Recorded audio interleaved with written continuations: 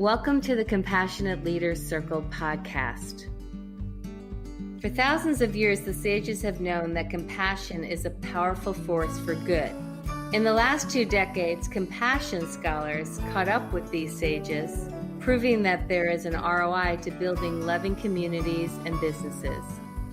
This podcast features leaders who can teach us about the power of compassion.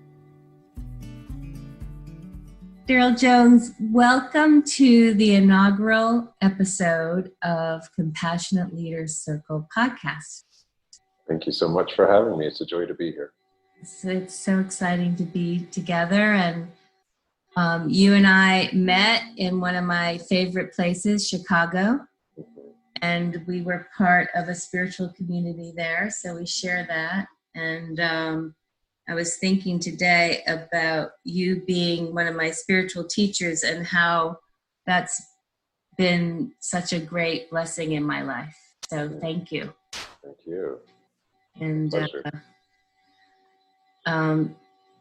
I love that you are the general manager of Chill. So could you, so for our audience and for me, could you just tell me the short Darrell Jones story and background and how you became, what is Chill and how you became the general manager of Chill? Sure, absolutely. So my personal professional background is as a minister. So I don't usually use it a whole heck of a lot, but I am a Reverend Darrell Jones. And I've always been interested in helping people further their heart when it comes to connection to whatever they may see as a greater presence, a higher power, God, universe. And one of the professional challenges that I have found, to be quite honest with that profession, is the sustainability when it comes to making a living. And so I've attempted a number of different times on my own to branch out and find and explore ways to sustain an income and still continue to do so. And I recognize that there's a very similar conversation that takes place in the secular world outside of the specific spiritual context that is based on the same principles that I love to champion in the spiritual work. And so about 3.5, almost 4 years ago now, I was looking for work. And what I told myself was I have to do something connected to meditation because that is the thing for me that is the basis of all growth, awareness, and opportunity. And so I literally went on Craigslist and typed in, the only search criteria was meditation.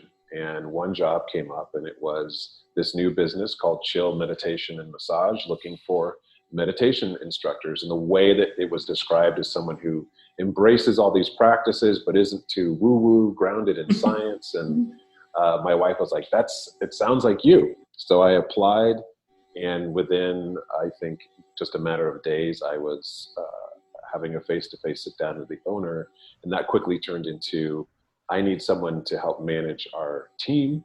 It was an entrepreneurial startup, so quickly things are constantly shifting in terms of personnel and staff. And I was someone who was integral in the first few months of things getting going.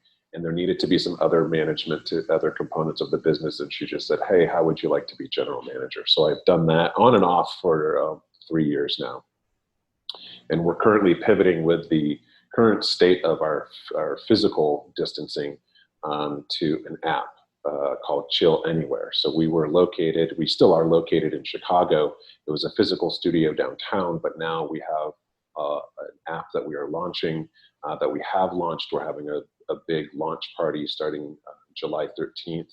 And it's literally chilling anywhere, any time of day with guided meditations. And so I help manage the teachers, what the practices are, and bringing forward the content of Chill. And this word chill, it was this colloquial, term intentionally, as opposed to saying something specifically about mindfulness or specifically about meditation. I think regardless of anyone's belief, everyone gets the notion of you need to chill out, take a chill pill, relax. So that's how the in a nutshell, the business came forward in my relationship to it in particular. I love the name Chill. I think it's amazing. It's like my favorite brand ever. So before we got on and started recording, I had the pleasure of leading us both in a little meditation, so that we could bring mindfulness to our podcast and our chat.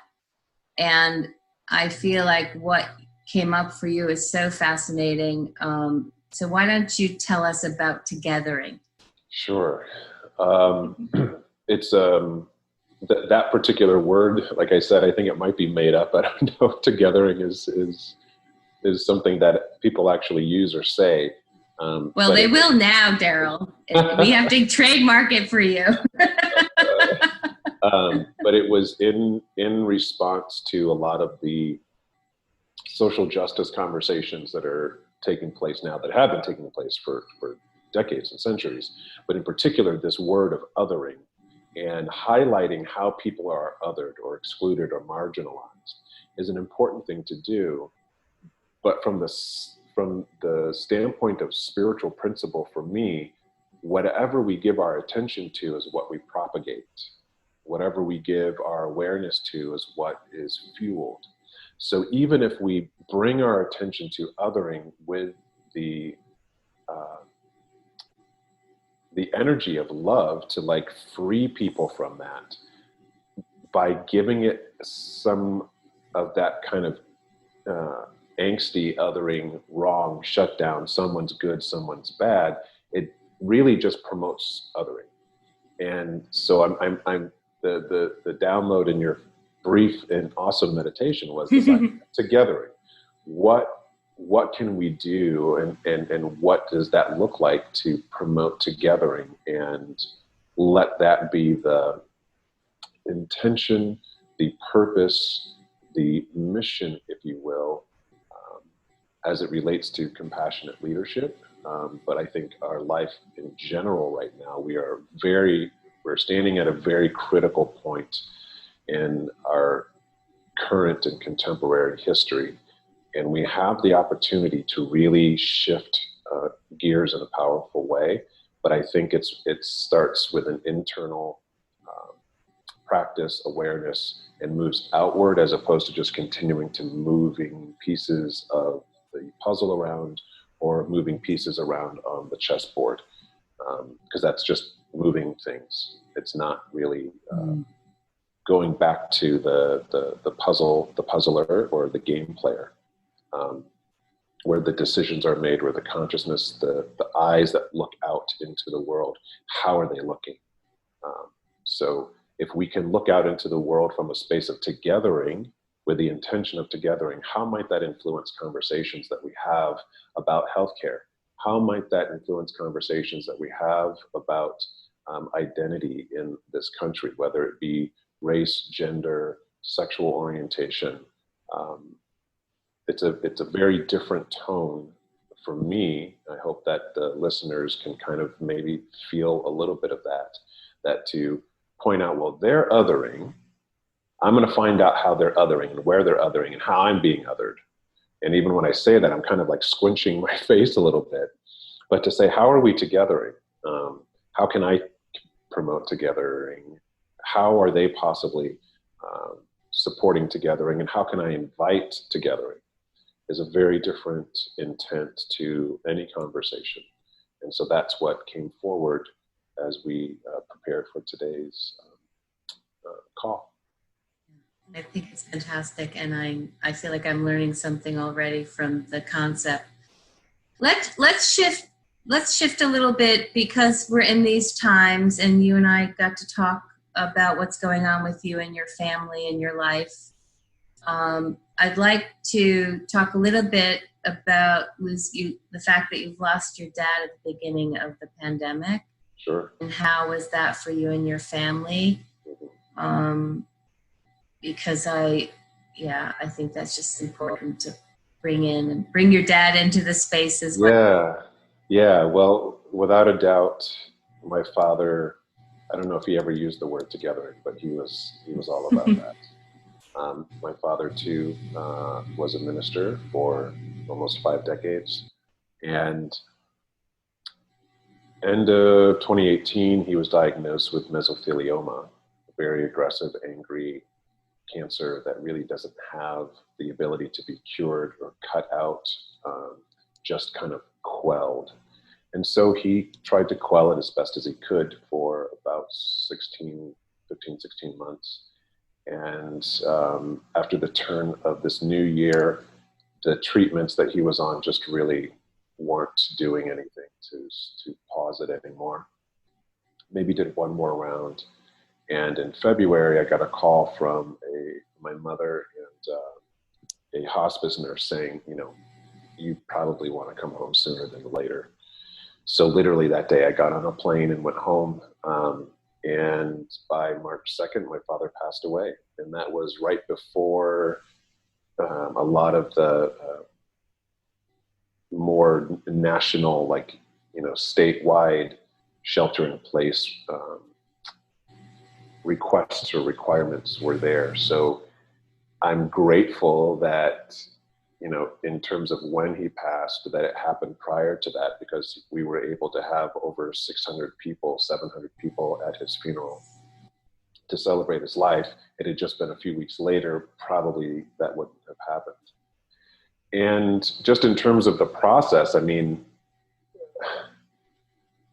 the gift for me, and I don't know if my mother would call it a gift right now or not, but the gift of the shelter in place was that it kind of sheltered me into being with my grief, being with my sadness, in a way that I probably wouldn't have if I was getting up and going to work and moving through the world in a normal way. Or whatever normal is, however I was going through, having a commute and interacting with people. So it's been very, very powerful. I'm still losing or grieving or losing. Just this morning, there's pictures down the hallway of my home. And there's such a part of me that misses the guidance and the direction and just the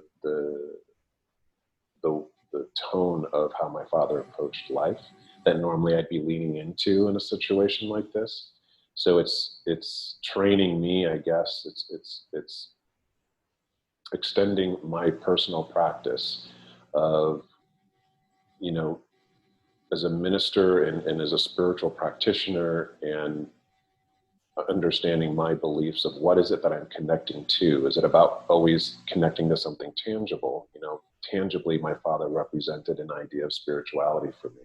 Now his tangible physical existence is not here. So can I still lean into something? And I know the answer is yes. I've been doing it for decades, but this is obviously very personal. And the grief and the loss in and of itself is enough, but then to throw in the stress of a pandemic, to throw in the stress of the state of our country as it relates to racial relations and history, and how we're going to move forward, it's a lot. And I am, I don't even know if grateful does it justice. I honestly don't know where I would be right now if it wasn't for my personal practice of prayer and meditation, contemplation, reading. Just this morning, I was listening a little bit to Howard Thurman, if you're familiar with him. And so I just keep returning to the things that have supported and buoyed me for the past 20 years or so, as I really deepen my spiritual journey. And principle is principle, right? So regardless of how big or small the challenge may be in life, right now everything feels very big and amplified, but the truth is where I put my attention and how I bring my attitude forward influences the experience of the moment. So I continue to return to that remembering and pause as much as I can to check in with how am I breathing even? How am I seeing? How am I listening? Is it through the filter of othering or togethering? Is it through the filter of hate and anger or love and compassion? And it's not constant. It's constantly moving. There's moments I check in and I can feel hate. I can feel anger. I can feel frustration. And then the question is, do I want to stay here? And is this how I want my experience of life to be? Is this the way that I want to lead and show an example and be of service to the world? And the answer is no, I don't want to be of service to hate. I don't want to be of service to othering. I don't want to be of service to frustration. Is it okay to be frustrated? Is it okay to be angry? Is it okay to experience hate? Absolutely. And that is not the underlying tone or bed of soil that I want to grow my life from. So I do my work to pull the weeds or to do the pruning, whatever analogy works, to continue to create a consciousness, a heart, a body, and a mind that is fertile and a place to bring forward love, compassion, kindness, acceptance, opportunity, and expansion for myself and for everyone that I connect with.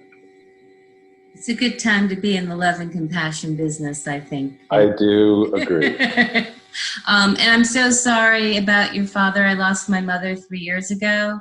I'm so happy that your family got to say goodbye and the community got to say goodbye together. I think often about people that are losing people now. I don't know how you grieve without saying goodbye, or, it's just really, my heart goes out to them and my prayers go out to them.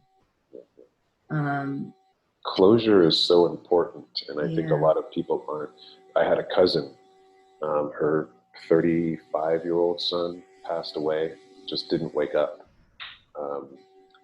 And I don't know if they actually completed an autopsy, because this was much earlier in the shelter in place in terms of where resources were being allocated in the healthcare system at the time. I don't know if she actually, they had some sort of service, but there's a level of closure that's just not there. And my heart goes out to her, and I'm sure that's just one slice of many, many, many. Well, I'm sorry for your family's loss there as well. Currently I'm very blessed with my family being, healthy, and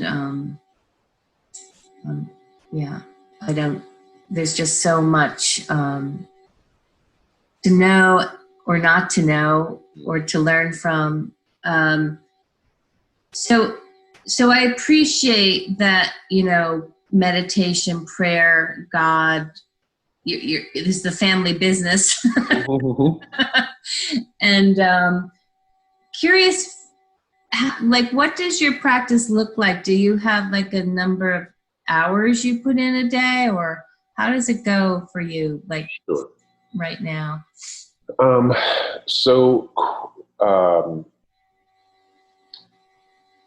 A principle that I personally really champion in my teaching, but I do it in my personal practice as well. There's something to be said for quantity of time, but quantity does not necessarily make a good practice. I believe it's the quality of our attention. So it depends a little bit on the day. My goal and intent is to have a mindful moment and a mindful pause at a minimum of twice a day. Usually I like to bookend it. I want to start my day with some sort of intention, and I want to close my day with some sort of reflection.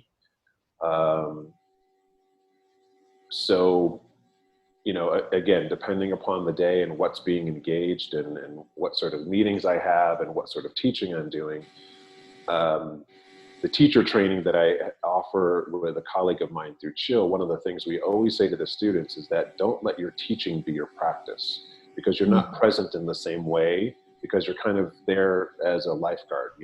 You're scanning and looking and checking in, and you're facilitating something. So I am really mindful of that, of trying to find moments just for me and my personal practice. Sometimes it looks like 5 minutes. Sometimes it looks like, an hour a day. It's a matter of scheduling, what time I went to bed the night before, but there's always some moments of pause. And sometimes the 2 minute, the 5 minute practice can be just as, if not more powerful than one that is 30 minutes, because my intent and the quality of my attention sometimes is so focused, it's so present, it's so aware, as opposed to 30 minutes where maybe I may wander off and fall asleep and get drowsy, and that's just part of the meditation process. But at a minimum, I try to pause twice a day in some sort of formal way. That can look like sitting in a chair, sitting on the ground. Sometimes I'm blessed with my home. I have an outdoor roof deck. So on a nice day, to go out and just, enjoy the feeling of sun hitting my skin and connecting with nature, but still it being a meditative pause. There's so much. I'm inside my apartment a lot. So every opportunity I get to walk, I have been doing some walking meditations, because it's just getting me out of my home and out of the places that I'm sitting all day long. And just right now in Chicago, there's so much blooming and growing and blossoming.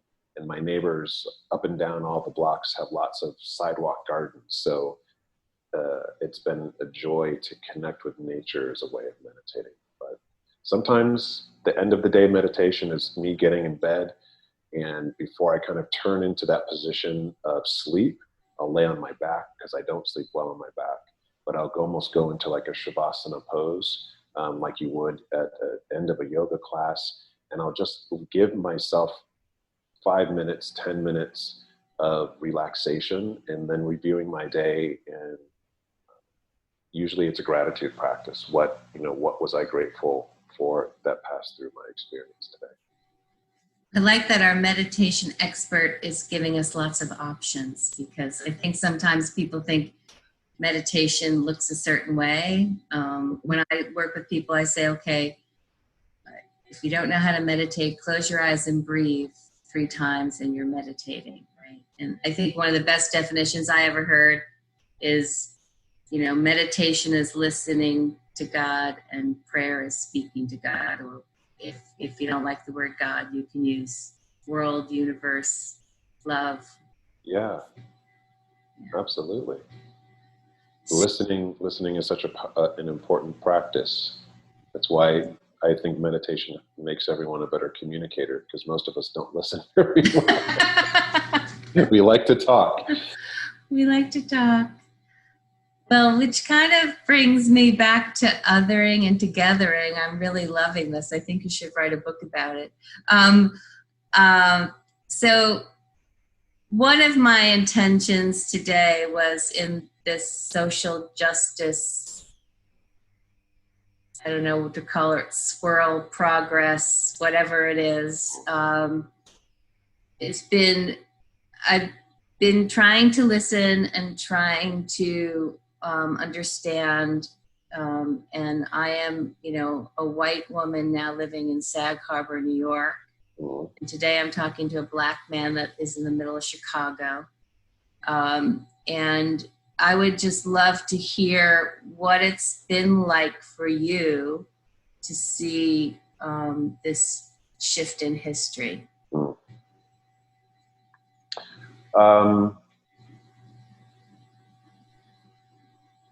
It's interesting. I was just pausing on the idea of shift in history. I don't know if it's a shift yet.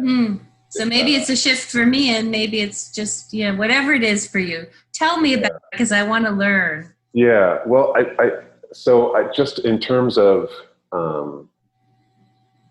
togethering and othering, one of the most profound experiences that I went through once at a convention, and it was on diversity and inclusion, And this is, I think, not an original exercise, but it highlights so poignantly what happens when we other people, is that we distill them down to usually one or two attributes or qualities. And that's it, right?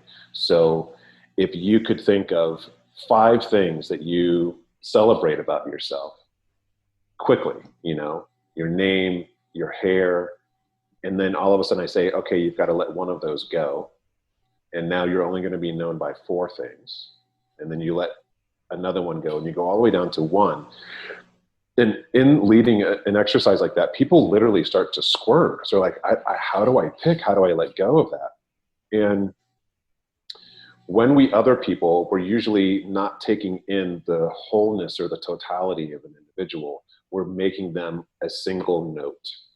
And the reason I bring that up is as I sit here, it's much more than me being a Black man.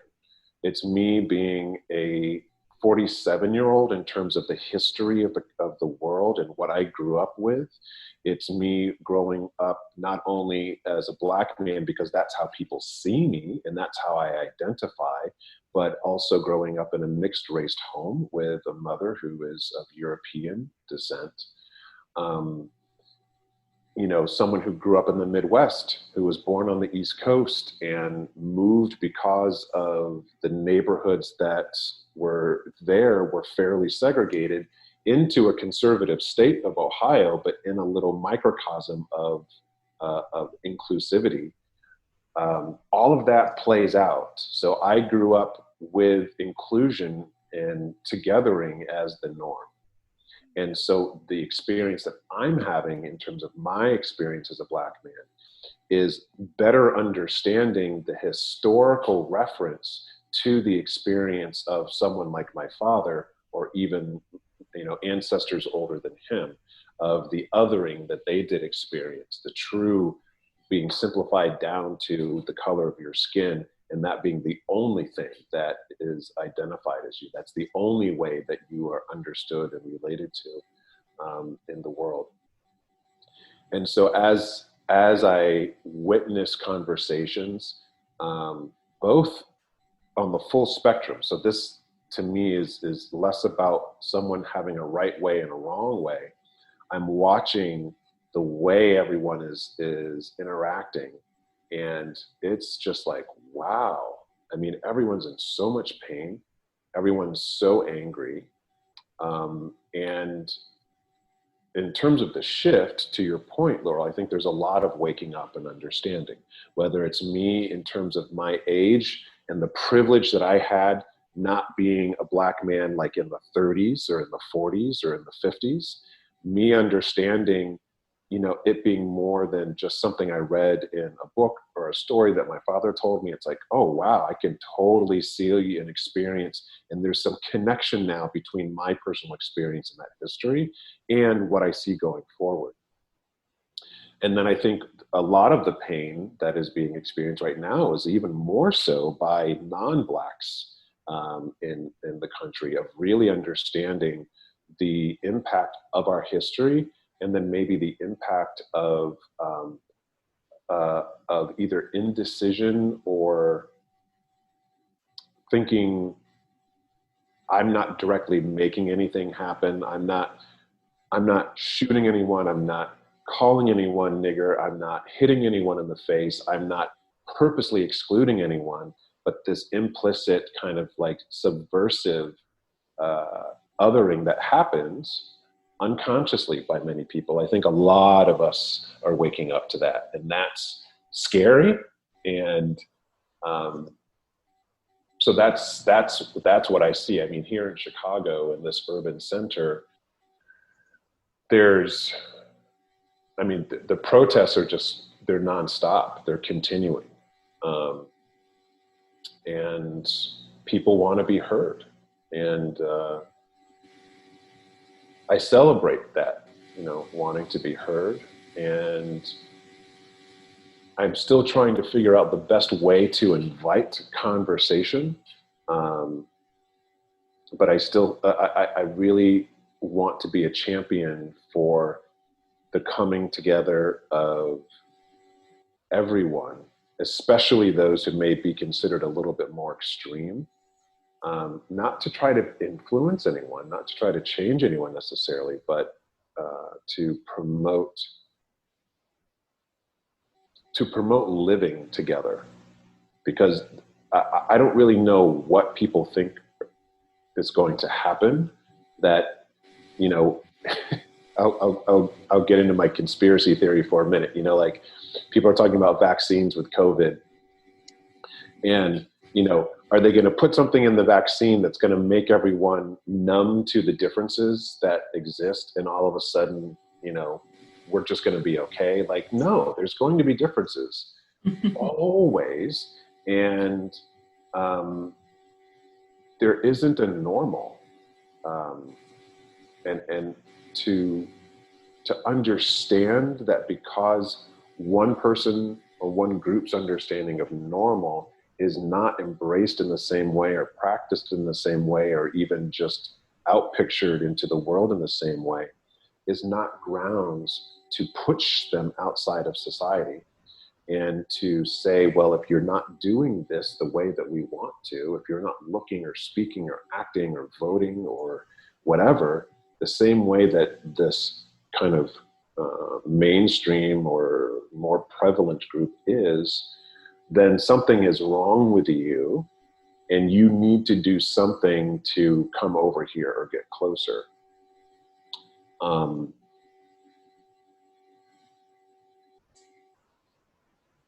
That's what I'm always thinking about. I mean, bring it back to othering and togethering, there's always othering happening. And I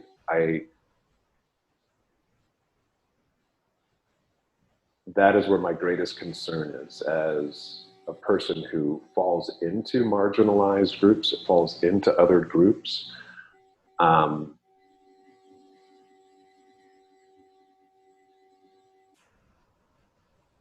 had enough of that. So when earlier you said this is scary. So what most scares you and what gives you the most hope? Sure. I think what most scares me is the way anger is, I don't want to say it's not being embraced because it's being expressed, but I feel like sometimes it is being misdirected. And I'm scared by the thought that in order for anger to be resolved, that someone has to almost be punished. Mm. And that punishment doesn't do anything to really, I think, resolve anger. I think forgiveness, I think understanding, I think compassion is what promotes togethering. Because when we punish someone, all we're doing is othering them and putting them away. You know, I don't want to get into the whole thing of our correctional system, but I just don't understand how is someone going to be rehabilitated from isolation? I mean, we've all experienced it in a very powerful way for the past almost 4 months now. And I know I don't feel any healthier as a person. I know that the extreme behaviors maybe that are a little bit on the fringe for me personally and my personality and my ego, those have been amplified as opposed to, you know, quieted. And so that's the thing about the anger that I see right now. I don't think it's wrong, but it's very, very misguided and misplaced. And I don't think people understand how to be with anger and it's such a powerful energy. It's such a powerful emotion. And I don't think a lot of us are responsible with it. It can be used for actually so much good. And I see it being used for a lot of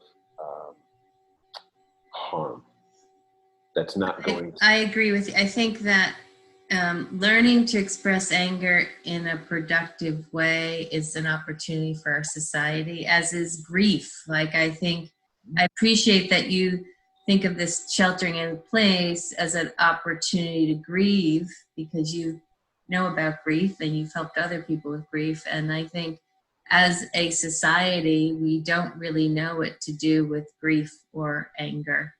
And it can be transformed.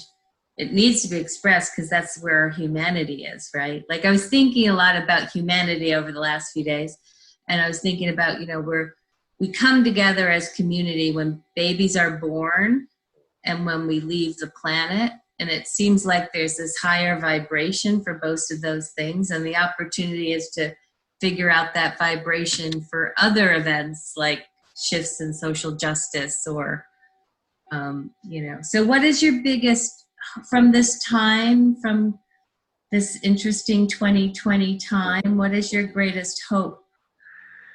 I mean, it's almost the same thing. I am hopeful. I'm hopeful for the frustration and anger that people are experiencing. It gives me hope because I think we are in the process of learning from that anger, from that frustration.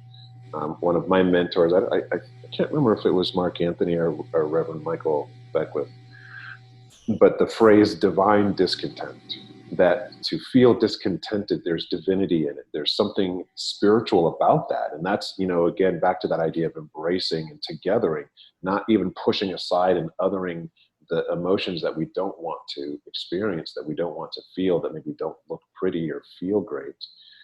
To welcome all of that in and recognize that that's part of the richness and the fullness of life. That is what gives me some hope, is that the people aren't just doing, one protest and it's done. People are going out and saying, hey, look at me. Let's talk about this. This is something that doesn't make sense to me. I don't understand why. And these conversations that I'm having with you, there's so many more of these taking place. People are hungry to understand, I think, more about themselves, but more about others that maybe they wouldn't have had dialogue with previously. So that gives me great hope. That is what is required to bring about the sustained change, I think, that everyone on some level would really like to see. It's scary for some as it relates to power. But the healthiness, the equilibrium, the balance, the evenness, the deeper and richer community that I think a lot of people would like to experience will come out of the divine discontent that is happening right now, and the conversations and the study and the reflection. To think of mindfulness is the process of becoming aware. We are in a great space of becoming more aware of ourselves. And right now, unfortunately, in that awareness, it's the more painful side, because we are waking up to the ways that behaviors, patterns, societal behaviors and patterns have propagated and continued to create a world that doesn't work for everyone. And for those who do want a world that works for everyone really taking their responsibility to understand that and become more aware of it and awaken to it and ask questions and be in dialogue. That's what's happening right now. It's slow. It's not, an algorithm that you can throw into an app. It shoots out a process. There's an internal kind of spiritual algorithm, I think, that's working itself right now. And if we're receptive to it, if we create space for it, I trust that it will bring about the change that we all see. So how do we do more togethering? So I'll just talk about myself, because when you started othering, I was like, I'm definitely doing some othering with some leaders in Washington, right? Mm-hmm. Mm-hmm. And I actually am trying to, I haven't been very successful at a consistent practice, but my podcast partner is a Buddhist, and she, we reminded of, putting that person or those people and understanding that we are them and there's oneness with them. And I'm actually have homework to do about meditating and bringing love to them. Mm-hmm. So so that's one practice we can all do is just remember that we're all human and we're all connected and we're all one, and we're as we're celebrating 4th of July tomorrow, Mm-hmm. thinking about our country and loving our country and healing our country, and literally healing our country because we're challenged with an illness that is hurting and killing a lot of people in our country. So how do we bring it back to ourselves, this idea of othering and togethering Sure. on a daily basis? I think to bring forward another spiritual leader and teacher who's no longer with us, Mother Teresa. It's an oft-used example, but I think there's something really powerful. Again, it comes back to principle and what is the consciousness that we're stepping into the world. We own our consciousness and no one else does. It's influenced by the external world, but we are ultimately the ones that choose the mindset, the heart set that engages with everything. And so the example of Mother Teresa, decades ago, when there were protests against wars, when there were protests against this, the casting system in India and all these things that were wrong, or people said they were wrong, they invited her to come to these protests, and she always replied no. And a lot of people didn't understand it, and she said, give me a rally that's for peace, and that's what I'll show up for. And there's so many different spiritual traditions that speak to this in different ways. There's a lot of more contemporary, new age teachers that speak to this. But the underlying principle for me is, what is it that we are for? If this world, like I'm looking out my window right now, mm-hmm.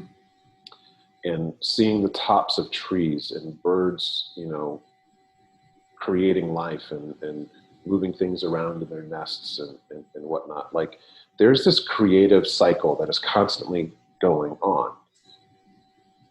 And all it does is want to create more of itself. And if it has the right elements and properties, to use the soil as a reference, it will grow whatever is implanted in that soil. Whether it is a tomato plant, whether it is an oak tree, whether it's a weed that takes everything up and takes up all the space and kills off the other plants, it doesn't matter. The ground doesn't go, oh, I don't think we want to grow any weeds over here because they're trying to grow tomato plants over there. No, it's just like, okay, the thing is here. It's being given sun, it's being given water, it's getting the nutrients that it needs. I'm growing this thing. So what is it that we want to grow? And what is it that we are for? The othering is about against energy. It is about negation. It is about duality of someone being right and someone being wrong. If we were to pause for a minute and hold ourselves in the same disdain that we hold some of our other leaders in because they've done or said something wrong, and if we were honest with ourselves about how many times we've done or said something wrong, then we should be scrutinizing and lambasting ourselves all over social media as well. I completely suck. I said this in 1985, and I'm not trying to diminish that people don't need to be responsible for their behaviors or things that they said or their unawareness to things. But in terms of us being able to come together in this fertile time right now, which shift can can happen, what are we for as opposed to what are we against? Because if we only identify what is it that we are against, what is it that we don't like, what is it that we consider to be bad, what is it that we consider to be wrong, then that is where our energy, that is where our consciousness, that is where our sometimes dollars end up going to. And that's fueling literally that which we don't desire. We are giving creative input to life, to the thing that we're saying we don't want. All the while, the thing over here that we may actually want to give our energy to, we're not even looking at, because we're going, this is wrong, this is wrong, this is wrong, this is wrong, they're wrong, they're wrong. And, you know, I won't be political, but I won't, you know, hide my disdain about how President Trump is leading.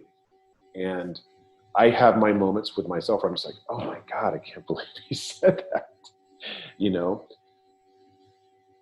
But I don't give a whole lot of time on, you know, having conversations with people about, oh my God, can you believe you said that? Can you believe you said that? Oh my God, I can't believe, I want to tweet about it, you know? No, I want to have a conversation with you and get into this idea of what can we do?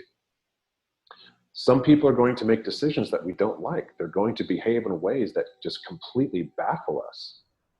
And I don't have that direct path to sit down and have a conversation with him. I've been wanting to talk to him for the entirety of his presidency and still would love to. And I don't know how to make that happen. So what I can happen, what I can influence, what I can be for is celebrating together, celebrating awareness, celebrating the responsibility that I think we all need to take for our own awareness, our own biases, our own blind spots. And the way we begin by doing that is getting still and getting quiet, and reflecting and doing some personal inventory. And sometimes it's formal, sometimes it can just be a passing few moments. But that's the constant exercise and practice. I think the last time we connected, this book that I'm writing called Soul Gym, it's based around this idea of a fit soul. What does that mean? And you know, our soul is not something that gets to a certain level of understanding or living or expression. Just like the body needs to constantly be engaged if we want to keep it strong and supple, we have to exercise it pretty regularly. Our soul, our consciousness, our mind, our heart needs to constantly be exercised and stretched. And in particular, to come back to compassion as it relates to your podcast and this talk, compassion is not our default today. And even for the compassionate heart like myself, I engage with social media all the time. I read the newspaper because I want to be informed. I'm not inundating myself, but most of what I read is not compassionate. Most of what I hear is not compassionate. So it behooves me to be a place to practice compassion so that I can bring that. That's what I'm for, is compassion. That's what I want to bring, even to reading an article in the newspaper, even to a conversation with someone that doesn't have the same opinion as something as, you know, fundamental as, do I wear a mask? Don't I wear a mask when I go outside? You know, I want to bring compassion to that conversation because we're all trying to figure this out. None of us know the answer to anything. Thank you for all of that. That was beautiful. And Mr. Trump, if you're listening, Darrell and I would like to invite you onto our podcast to talk. Absolutely. And I've been thinking a lot about how I need to talk to people that are different and have different ideas that I do for understanding, and have a commitment to find people who have different political views to talk to. Because there's a lot of, you know, there's humanity everywhere. And so you're adding fuel to that fire for me. As suspected, I knew this talk was going to be precious and important, and I so appreciate your time. And we'll be writing a piece about Darrell Jones and Chill and Soul Gym that you can find at Forbes.com or CompassionateLeadersCircle.com. And I hope that all of you are doing more together today. Thank you. Thank you so much, Laurel. Thanks for listening to the Compassionate Leaders podcast. You can learn more about us at compassionateleaderscircle.com. Please join us each week as we shine a light on compassionate leaders making a positive impact on their communities and the world.